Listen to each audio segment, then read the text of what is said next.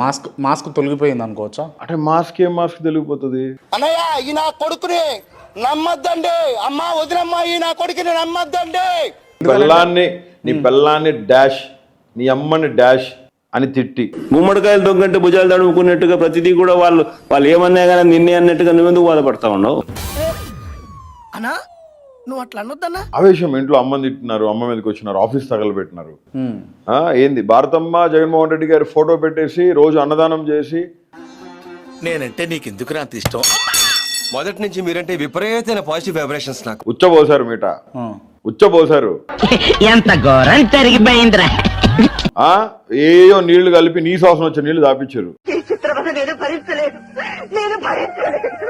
కూడు సరిగి పెట్టలా, పెద్ద సమస్య వచ్చి పడిందే. నానా తిప్పలు పెట్టారు, 22 కేసులు పెట్టారు, కస్టడీలు, టార్చర్, 3rd డిగ్రీలు. ఇంకా కావాలి అనిల్కి, ఇంకా చేయాలి అనిల్ని, ఇట్లనే చేయాలా? ఆడికి అలాగే అవ్వాలేరా. మళ్ళా సెకండ్ రౌండ్. మానవత్వం లేని మనుషులు ఏమైనా మాట్లాడతారు.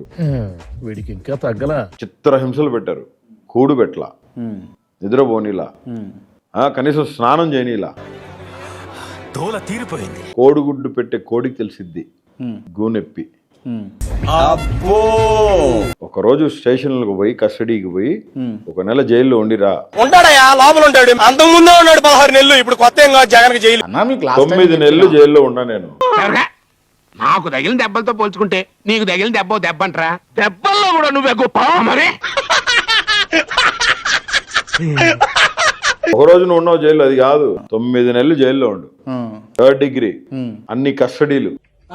ఆ చివరి నుంచి శ్రీకాకుళం నుంచి అనంతపురం దాకా. అట్లా ఉండాలి అని అంటే నేను బూతులు మాట్లాడి ఉండాలి. వేసేసాడు, బాగా వేసేసాడు.